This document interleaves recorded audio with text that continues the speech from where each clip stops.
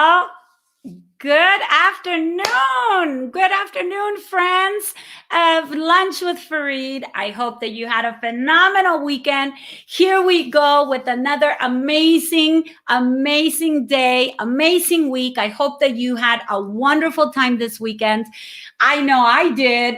Full of adventure. So met wonderful people. I hope that you enjoyed your family and made memorable moments, because that is what counts in life, right? So today we're gonna allow people to kind of start joining us. And today I just want to tell you, I have such a special guest that you do not want to miss this. If you want some tips on how to overcome adversity, things that life sends your way, and not let those adversities punk you, and listen to what phenomenal story I got to present to you today, you better stay tuned. If you have a wife, if you have a mom, if you have a sister, if you have a daughter, make sure you tag them into this video, because you will not want to miss what I got to show you. So let's get started. Nothing can stop me. I'm all the way.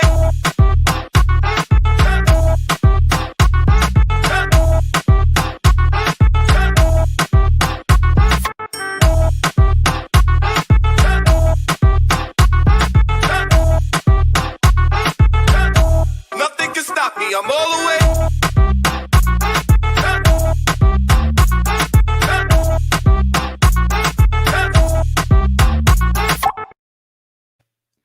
All right. So here we are. Beautiful Monday, middle of October. We already got all these days that went behind us. But you know what? It's not how you start a month, but it's how you finish it. So let's get started today. Hey, don't forget, we got to do our homework. So if you are following us on Facebook, go to YouTube and subscribe and turn on that little bell. Why? Because we have special announcements there. We have special things that happen on YouTube that don't happen on Facebook. So make sure that you subscribe to the channel. If you're following us on YouTube, make sure that you follow us on Facebook at Faride.cisniega.5. You guys know that, right? And for all you youngsters and oldsters that are catching up, go on Instagram and follow us on Instagram at Cisniega Faride. Don't forget, you got some adversities, you want some tips on social media, I have an amazing social media guide that will show you how to get really good on social media. So don't forget, let me know that you're there, and give us some comments to let us know you're there. All right. So here we go. We're going to bring her on. We have a super special guest today with Miss Colleen Gallagher. Let's bring her on. Hello, Colleen. How are you today? Happy Monday. Thank you for being with us. Happy Monday, Farida. Thank you so much for having me. I love the little intro with your music. I was like, we need to be dancing. That's right. Well, that's the point, right? It's Monday afternoon. So a lot of people's energies are just getting started. So that music, the purpose of it is to crank you up, crank your energy level up. And guess what? It's Lunch with Faride, right? So hopefully the people that are joining us can start cheering with us. So first, cheers. So Cheers. Happy Monday. Cheers to you. Here you go. And now we're going to cheer with our audience. Hopefully our audience has their little drink on there. So cheers to our audience. Hopefully you guys are having an amazing lunch. So cheers. All right. So people always think that I'm drinking, I don't know, a mimosa or alcohol or anything like that. I'm not. I just want to tell you, I'm drinking. Guess what I'm drinking? What do you think it is? Lemonade? Looks like it. Very close, but no. It is my collagen, because they told me that collagen makes your skin, right? Look good. And it tastes so good if you just put some ice cubes in there. So there you go. I'm being good. It's a good week. So hopefully, what are you drinking, Colleen? I think it's a mocha. I'm not really sure. I had a meeting this morning in my coffee place. They always just make it for me. I always like to try something different. So they surprised me. Awesome. Well, hey, whatever it is that gets you started on a Monday, sometimes we need that little push because there's so many things that come our way that we need to make sure that we fight them back the right way. So whatever wakes you up, you better be drinking that. And so we'll go and get started right away. Well, here we go. We have somebody saying hello. So Sarma, ooh, that's a name. I don't know. I am used Surmaga Gomez? Surmaga? Well, hey, that sounds like royal, doesn't it? Yeah, a little bit. That's awesome. Well, Sarma, thank you for joining us. Oh, hang on a second. I just lost my video. Give me a moment, okay? Mm-hmm. So I'm going to get you to tell us why get the camera going. Tell us who you are, Miss Colleen. Yeah, so my name is Colleen Gallagher. That's the name that was given to me. But I was born in Detroit, Michigan, and I'm the only child. I have two amazing parents that I love very much. Grew up very normally, no real big issues. I was a tomboy, and I was playing basketball. I was point guard, actually, and I was going up for a layup. And all of a sudden, I came crashing down, and I literally couldn't breathe. My throat felt like it was like closing in, and I was breathing like this. Like I physically could not breathe. And so I ended up going into the hospital, and they shared with me that my thyroid was extremely enlarged and that I would need to have surgery as soon as possible because there was a high chance that I could have thyroid cancer. And so what happened from that space is that I had one surgery. 3 pathologists said it was cancer. 3 said it was not cancer. And once I had this surgery, I was told that I'd be on medication for the rest of my life, and that when I wanted to have children, it would be very challenging for me to have children. And so I didn't really know what this meant at 14 years old. Like, I don't think you think of like the rest of your life, you're going to be on medication, or the rest of your life, like you have no idea what this kind of means. But I go for a checkup, and there was a lymph node that my jugular was wrapped in, or like the lymph node like wrapped itself. And so basically they were like, you have to do another surgery, or like if this grows, it could pop your jugular and you basically die.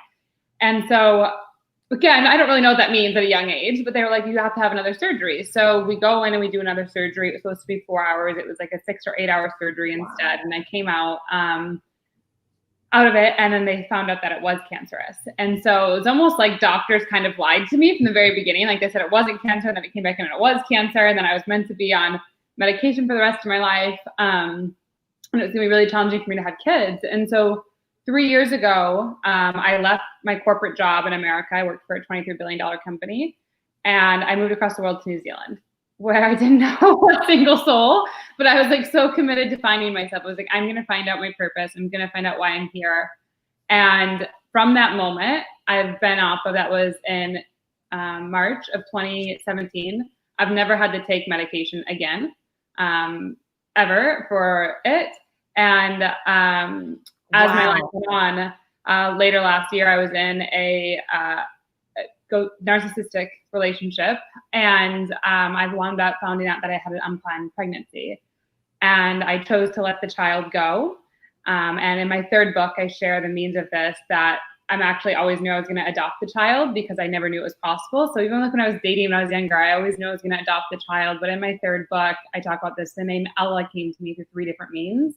One was from a little girl, one was from the dad, and then one was from my mom's like generational lineage. So if you have like reincarnation. So I feel like in my life, I'm going to adopt this child, but it's going to be on my terms and not an abusive relationship. And so from that, I started my business 2.5 years ago after I left New Zealand. And I create a bunch of online courses. I guide people understand what is your purpose. How is it you really find out why it is you're here? How do you overcome abusive relationships? How do you overcome trauma? How do you overcome anything that's happened to really disturb your peace? And I truly, truly believe that social media is such a tool of connectivity. It's here to build communities. It's here to bring people together that would never be able to like communicate or be in touch. So I guide people to really understand like what is that place you want to be and how do you want to communicate. And as I healed myself in my own life from Western medicine, guiding people to heal themselves. There's a lot to unpack there. So wherever you want to start. Wow, what a story. I told you to the audience. I kept telling them we're going to have such a great story. This is such a good way to start a Monday, to start a week, just listening to somebody just overcome this adversity. You know, you were hit with something that was unknown. Obviously, they're lying to you. They're not really telling you the truth. You know what? I'm one of those. Tell me how it is. Hit it right on the forehead. Let me deal with it and overcome whatever it is that the truth holds, right? Instead of not being told how it is. Yeah. And then, you know, things happen for a reason, don't you think? So you were in this abusive relationship, all this chaos happening to you. And then all of a sudden you decide to go somewhere. Did you know anybody in New Zealand? No, I didn't know anyone. So I've been to over 40 countries, and I did 3 study abroads when I was in my undergrad. I lived in Cuba, South Africa, and London. But I always wanted to live international, and I worked for a $23 billion company. I was covering like a $5 million territory. And I was like, you know what, I was 23. I wanted to live international. And they said I'd have to wait till I was 28 years old. And I was like, no way, I'm getting 5 years of my life. Like, and I was just thinking of financing, right? Like even when you finance money, like compounding, it's always better to save earlier than like as you grow older, you still can save, but it's like you either have to go more risky or more conservative, like depending on the lifestyle you want. Yeah, what I always say, right? Because that's my subject. I do it energetically, but I did it on my dreams. I on my dreams. But it's good. But it's good, Colleen, because this is how you got to see it, and it's very simple to explain it. You can get to the same destination of having wealth. Mm-hmm. You either have time or you have to have money. Mm-hmm. That's it. That's the only elements, the 2 elements that you have to be able to build wealth. So you're right. Keep going. And I just moved there, and that was where I actually wrote my first book called Live Your Truth. So my 3rd book will be coming out later this year, but my first one, when you're talking about truth, it's interesting because I feel like I used to be so angry. I used to have so much energy in me around feeling like I was lied to, or feeling like someone wasn't telling me the truth. Like I feel like, you know, sometimes when someone's like, oh, I had an okay day, but you know that their day was really bad, but like, and you're like, why are you lying to me? Like, I know this. And I feel like I used to get so frustrated that people weren't being honest. And I took it as like they were lying to me instead of lying to themselves. And so this was a huge transition point when I found out that I was pregnant, that I didn't even know I could get pregnant. Like this was a huge thing for me, because first of all, the man probably felt like, did I lie? But I didn't. Like I was saying the truth of what happened, what I was told. But at the same time, in reality, like I also knew that they told me I'd be on medication for the rest of my life, and I got off of it. So did I really subconsciously kind of want to know it could be possible? You could go into these dualities of truth, right? And so my first book, I talk a lot about what is your truth? What is our truth? And how do you really move into that space of truth? Because it's something I feel like we all are challenged with. And even with COVID, there's so much controversy, or even with the elections, like what is truth? And so one thing I teach a lot, and I feel we're always learning it because it's a journey, but truth is only something you can feel in your body. Truth is something that, like, I could feel like truth is that the sky is green today, and you could say it's blue. And obviously from a logical standpoint, yes, it may be blue, but I may really feel like that is green or whatever that it is. And how do you go in that duality of truth? And I think that's a really big thing we're all looking for as a community or globally right now. Like, what is that truth of where the world is developing, and what is the leadership into that truth? Yes, you're absolutely right. I can't wait to read your book. And you're already, how many books do you have all together? This is my 3rd book that comes out later this year, and I'm on my 4th book writing it. That's awesome. I can't wait to read them all. I just can't wait, because, you know, like one of our comments is saying, so somebody's giving us a comment, and he's so right. It says, you always think you got the worst adversity until you hear someone else's, right? And so this is the reason why this platform is created. We want to hear other people's adversities, because when we're in our own little bubble, like you said, our own truth, we don't realize that we're actually magnifying a little small tiny pebble on our road, right? And we create this monster of a rock when it's really just supposed to be meant a little pebble, or what I call a little test, right? Yeah.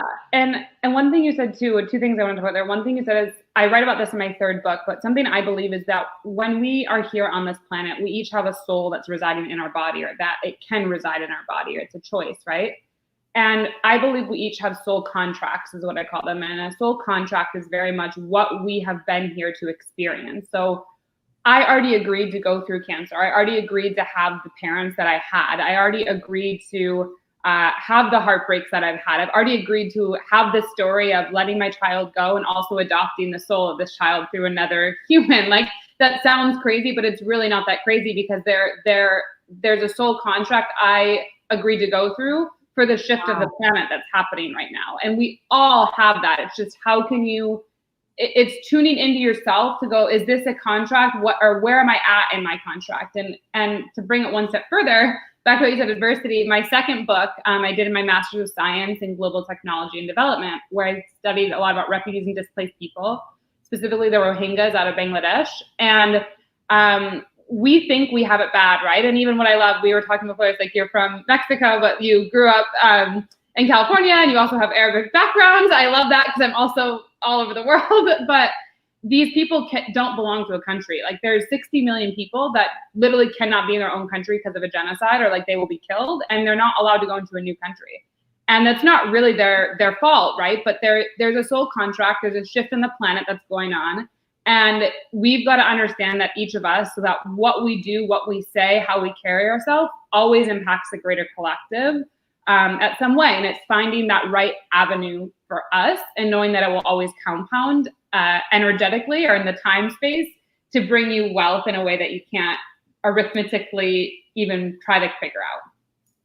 You know, I have to say, you gave me goosebumps when you said that word. Something happened inside my body, inside my soul, that I have to mention. When you said we have a soul contract, okay? If you hear me saying it in the future, just know it's honoring you, because you just gave me goosebumps.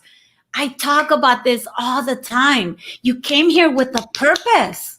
Stop worrying about the world. Stop worrying about what things that do not serve your purpose, and start thinking of what that soul contract is, right?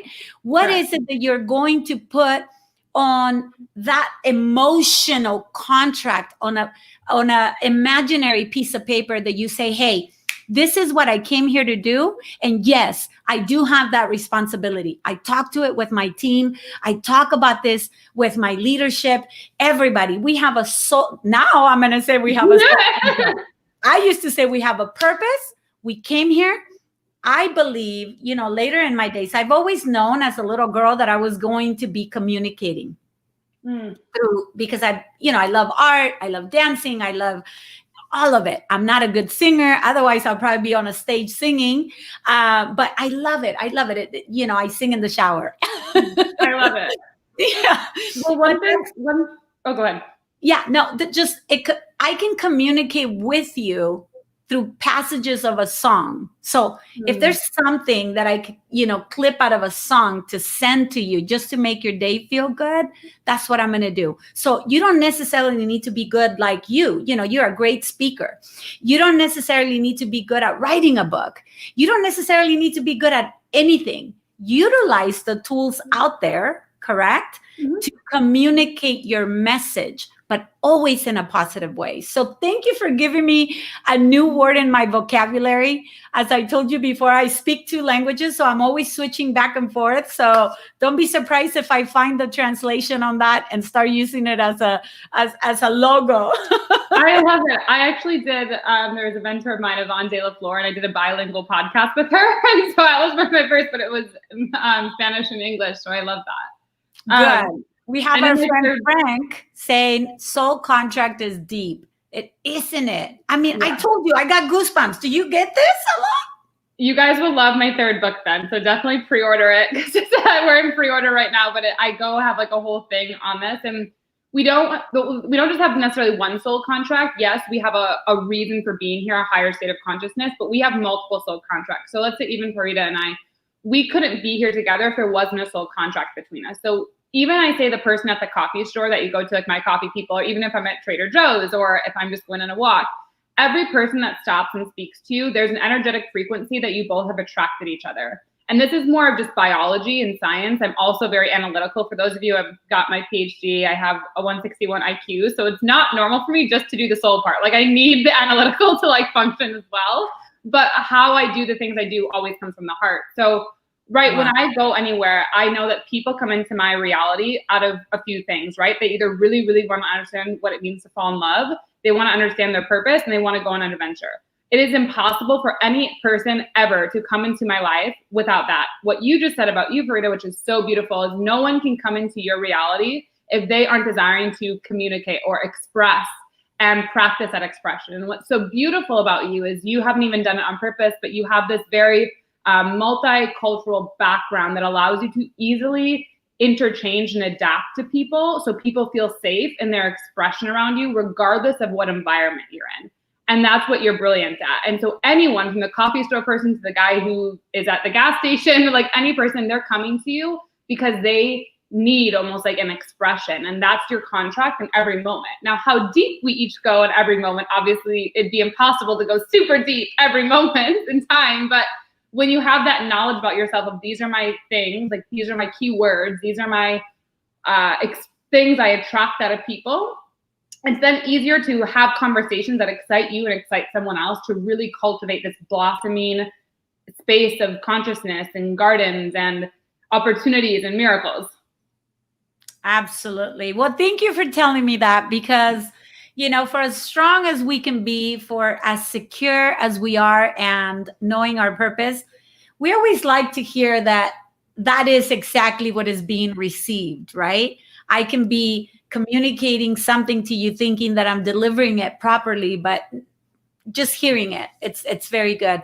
And I am all for multicultural, right, enhancement. And if people that know me, they know I love cultures. I love studying about them. I love knowing their customs and their traditions. It's something that drives me crazy. It excites me. I want to know. That's why I love traveling. Is because, you know, I'm one of those crazies that think if I'm going to teach my child something, I want her to see it, feel it, touch it, smell it, and taste it. I don't want her to just read about it. So, you know, it is what it is. So yeah, so you're totally right. You nailed it right on the money. I have to mention this. So Frank goes, we both reach for our pens to write that down at the same time when hearing it. Absolutely. I completely went to my pen and I said, oh my God, that's my new vocabulary word. So that's awesome. We got some people saying hello. So let's acknowledge them. We have Michael, hola. He goes to he doesn't speak Spanish, okay? But he's one that communicates to me. That's so beautiful. Spanish, so that's good. And then we have Celia Cosio. So she's saying hello. So thank you for joining us. And she is from Arizona. Oh, yeah. We know Arizona. We know Arizona to suffer racism. But you know what? It's the way you respond to that. You know, Yeah.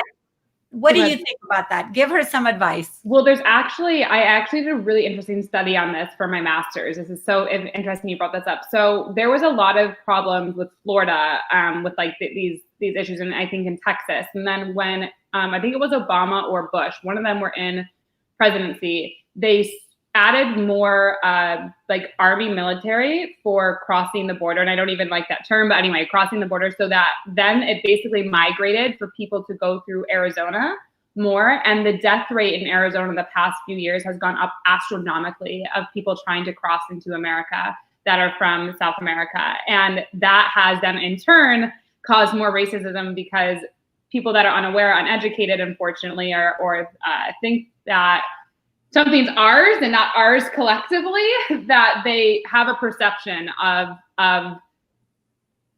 negativity maybe, but really those are just unhealed projections within them own selves, right? Because if you, as a human, if we really love people or we really love our humanity, obviously I'm not condoning stealing, and that has nothing to do with racism, but I'm just saying anything that's like stealing or abuse, I'm not condoning that. But if there's anyone, refugees that are literally just simply trying to get into a country or a state and they're willing to work or they're willing to do something, that is someone's own false projection.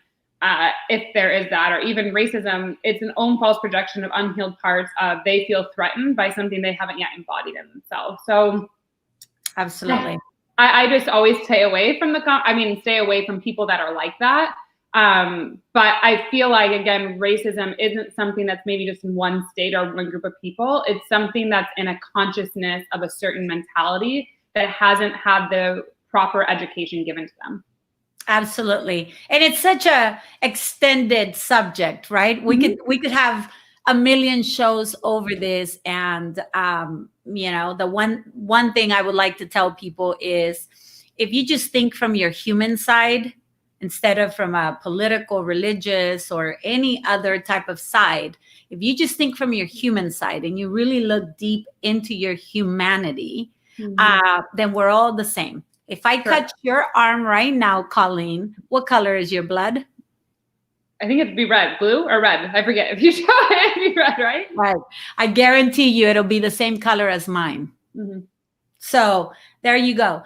The moment that you want to see somebody else different, cut your vein and see if you bleed any other color.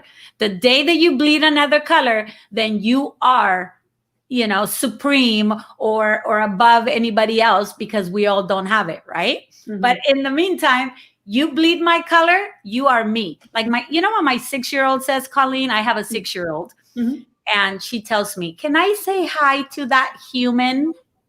I love it. That's it. She doesn't see race. Yeah. She doesn't see that. And so something happens along the way that we start seeing race as different, either above us or below us. And it's the wrong way to see it. So anybody who's suffering from any type of racism, again, this goes back to our purpose and our soul contract, right? Correct. Are you going to allow that to come into your soul contract? Heck no. You're better than that. You can go and, remember my little voice program where I said, hey, smack that voice, that little voice behind you, giving you wrong information. So anyways, we have somebody sending us love. Mo, hi, Mo, sending us love. And let's see. Who else is sending you? Well, you got some hellos, here we go. Birthday girl. It was her birthday. Happy birthday, Sonia. Happy birthday. This is a very long time dear friend of mine, and it was her birthday yesterday. So I'm due a little mimosa with her. Yeah. She can have lunch with us. But what's next for Colleen? So I know, Colleen, you said something, and I really want to touch this point. You said purpose, and you said tool of connectivity. Explain to me how those two mix. Yeah. So one thing is social media, right? When you actually look at Mark Zuckerberg's mission or vision statement for Facebook, it is actually connectivity. That's what he desires to do. And if you look at what he's arguably done, yes, there are bad ways to use the tool, the tool or the media, as there is with anything. But he has arguably connected the world in a way that's never been connected before. And when you choose to really be a human that's committed to growth, committed to broadening that perspective, committed to experiencing life, adventure, culture, all these things that we've just talked about, you begin to find what excites you. You begin to find what expression you desire to communicate more frequently. When I was in corporate, I was an engineer. I had talked about purpose or energy a little bit, but nowhere near the level I did now, because I didn't know that something like this was possible. I had no idea that you could live a beautiful life with amazing friends. I literally thought that was like fake. I thought that was something that just existed on TV, and that was it. Wow. And my life changed a lot in the last 2.5 years. And I've been able to create, a great business and also lots of clients all over the world through this tool. And so what I would offer you is, when you're on this and you hear something you like, or just any social media, start practicing your expression on it. Start just showing up like once a week, Monday motivations, or wisdom drop Wednesdays, or sharing a recipe if you like to cook, or sharing music if you like music. Like, hey, just found this new beat on Spotify or YouTube, or I'm listening to mindset or yoga, so I'm sharing this on my page for all of you. Yes. Doing that. Like, I even have like Zoom. I mean, start saying like, hey, I do once a month. It's a free Zoom. All of us just have coffee. It's at 7 a.m. for 30 minutes. We talk and then we go, you know, like just make it something as a practice for you to put yourself in new environments, because the longer you stay stuck, the longer you stay in the same group of people without new entries, the longer you will not progress to where you desire to go. Absolutely. Oh my God, that's beautiful. So allowing people to come into your circle. Now, what kind of people do you allow into your circle? So I'm big with law of attraction. That's also why I love social media, right? Because I really believe that this is a tool of attraction, that when you choose to be who it is you're meant to be, you will always attract people that you never knew existed into your reality. So how do I do that, right? I always say I have my core group of people. My core group doesn't change too much. There can be new people brought in, but still it's not very much. But my core group is like the people you're texting all the time, the people that you're like, this exciting thing happened, I just won. You have people you like always invite events to. So one thing that you said, Faride, is you go to events a lot, or you like talking a lot. Like I always have, these are the people that they want to up-level their life. So I'm going to invite them to events with me. I'm going to like show them something new. I have my own online programs and courses. So that's obviously all my clients where I get to meet them and choose them. And that's also from social media. And then I have people that I've known for a long time, right? And you just kind of like, people will pop into your reality and pop out, and you get okay with this fluid movement naturally always occurring in your life while you're like focused on the journey of where you're going.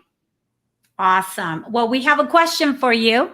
Frank Ingram wants to know, were you always a high vibration person, or has that changed over time? So funny, Frank. So if you ask me, I would say it changed over time. But if you ask my friends, they'd probably say it was always this way. So I remember my first friend, I met her when I was 4 years old, and her mom and dad, we were at the park. And we're still friends today. I'm 26 now.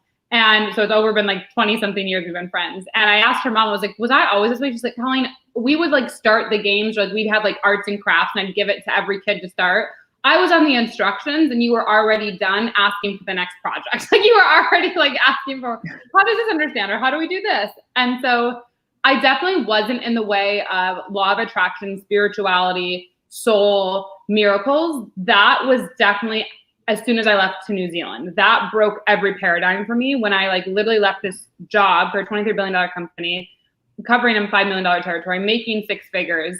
Healthcare, company car, like all the things that you could want at 23 years old. And that was like a total paradigm break. So that was a big like frequency, almost like dip, but it went back up. And then from there, it's just like consistently gone up, but there still are dips that happen. Like with recently a year ago, like when I had the unplanned pregnancy, but it still was a frequency increase, but I had to dip to get to that next like frequency push, I guess, if that makes sense. Wow, that's amazing. And you are so young. You have a wonderful mission ahead of you. Your purpose is beautiful. It's amazing. I am going to call your fan from this point forward. So tell us, where do our friends find you? Yeah, so I have the most updated stuff on my Instagram. So I am Colleen Gallagher on Instagram. My Facebook is the Colleen Gallagher. And then my website, www.colleengallagher.co. But if you want to go further and like deeper into my world and just my free stuff, I have a monthly membership where we meet the first of every month. And it's just like 30 minutes. It's $22. I keep it super cheap. I don't do it for money because I just want to help people. And then the other one is my third book, An Uncompromised Life, where I talk about soul contracts and the miracles of life. So heartbreak, trauma, overcoming it. It's in pre-order. So you can get that. And those would be the two to like go deeper outside of my little free world. Awesome. Well, thank you so much for being a guest today. People are sending you all their love, and I so blessed to start the week with this conversation. You've definitely inspired me, and hopefully you get a lot of followers just from being on our show today. You will be a lifetime guest. So whenever you want to pop in, let us know. We'll have you in anytime. Once you have your book and you want to launch it, and this is your home, Colleen. So thank you all to everybody who joined us and who participated in this. You know that without you, the show wouldn't be the same. So thank you so much. I know there's more and more coming in, but we can't put them all. So thank you so much, Colleen. And I am your lifetime supporter from this point forward. Thank you so much for your message. Thank you so much, Faride. Nothing can stop me. I'm all the way.